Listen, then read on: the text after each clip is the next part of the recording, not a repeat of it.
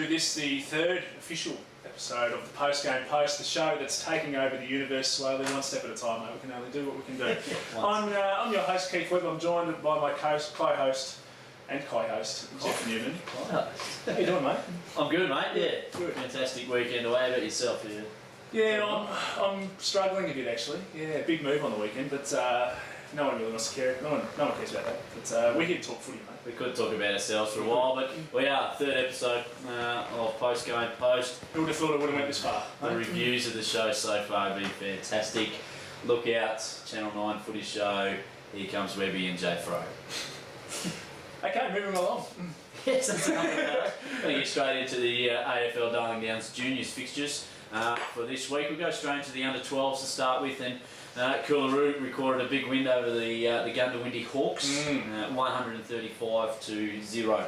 So a big win there to the reigning premiers in Coolaroo Football Club. Showing good form. Now, the Roos very early. It's haven't lost one, I don't think. I think they went through undefeated in the 12s last year as well. So right, massive big run. Game clear on the ladder now. Also, South Toowoomba accounted for a determined Lockyer Valley at Harristown Park, winning 172-0.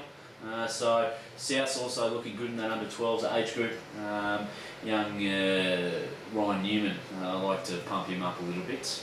He's been fantastic throughout the whole year, and so is young Tommy Reardon, playing some fantastic football for him too. So that was a big win to the Bombers there in the under-12s. Highfields accounted for the Toowoomba Stingers, 96-0 as well. So a big win there to the Lions, roaring away, sitting about mid-table at the moment. And the Dalby Swans, very strong football club, 159-0 over the Warwick Redbacks. There we go, working wonders already. We're already all over the place. So fantastic win to the Swannies. The ladder at the moment sits with Coolaroo on top, as I said, game clear. Tied in second on 24 points of the Dalby Swans and South Toowoomba Bombers. Rounding out the top four is the Highfields Lions on 20 points. 2 games behind University Cougars on 12. Eastern Warwick on 8, Lockyer Valley 4, and bottom of the table for the Gundawindi Hawks at the moment. Very good. So overall, a good week in under-12 footy. A big game coming up this weekend, I think, for first place third, with the Swannies taking on, with Coolaroo taking on South. That's right. So a must-watch game, that one. Moving to the under-14 competition. Pittsworth, second win of the year, getting over, I guess, a powerhouse junior club in the University Cougars, 146-19. Big win. A very big win there. That's fantastic. Coolaroo, again, second place at the moment. Yes. 105-13 over the Gundawindi Hawks. The Gundy are currently sitting in 6th, so a good win there by the Roos.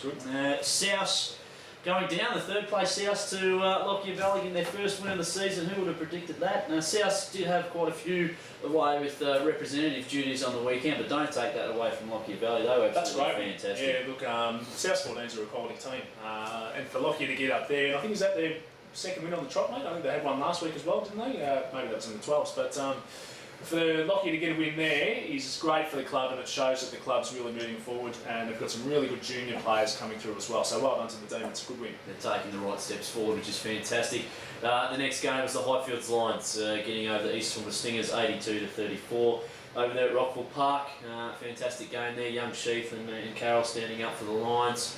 And the Swannies accounted for the Warwick Redbacks down Slade, 126-21. So overall, excellent. Good round of games, some big wins, percentage boosters in the 14s. The ladder at the moment sees the undefeated Dalby Swans sitting on top on 32 points.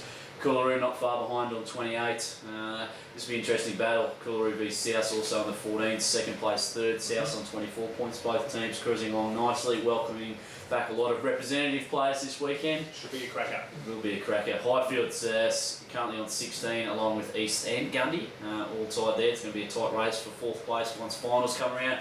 Uni with 12 points back in 7th. Pittsworth stringing together a couple of wins out of the last 3 games on 8 points. Warwick and Lockyer Valley rounding it out. So a good week in the under-14 competition.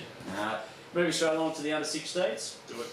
Some great games of footy, some big wins though, some very big wins across the board, and University getting out the honours against Coolaroo, so showing their flexing their muscles with a couple of gun recruits, as we said last week, Deng and Tong. Yep, the Deng Tong combination. That's right, there. 140-7 they defeated Coolaroo there, so they're locked themselves into second place at the moment, which is great. Beautiful.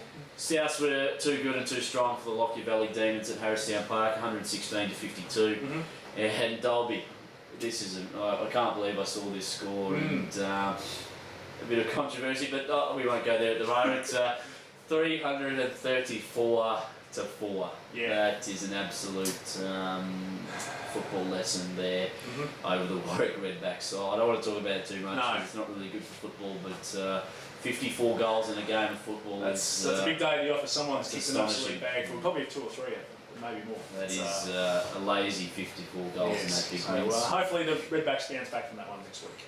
I'm sure they will. Yes. And going through the ladder at the moment sees the Dalby Swans undefeated on top after that big win. Their percentage is up around 1,000 now.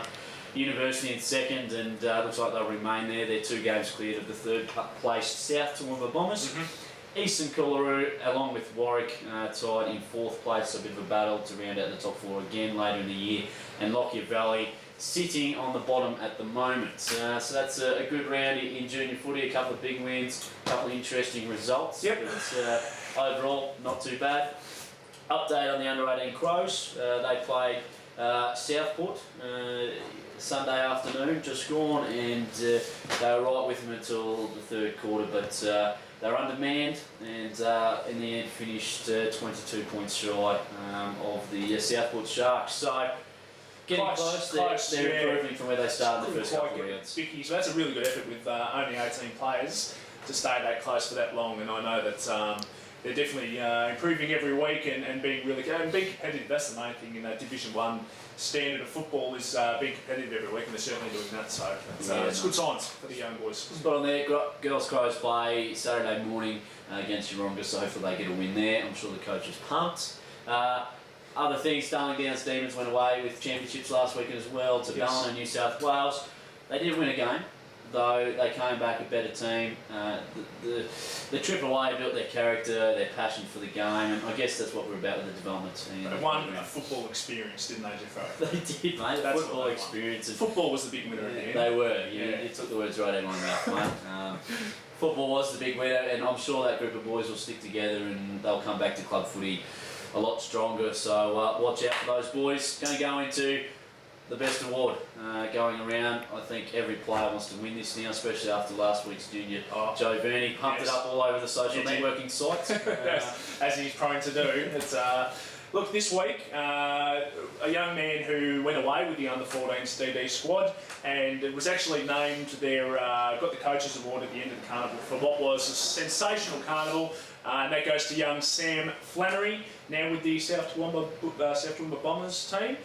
So to Sam, well done, mate. The coveted award, beautiful piece of trophy-ware. That's right, trophy-ware sitting right there. That's going to be yours very shortly. I don't think we've actually passed one on to anyone yet, because we keep having it every week. So Sam Flannery, we are going to pass this trophy-ware. That's for you, Mr. Cratchman.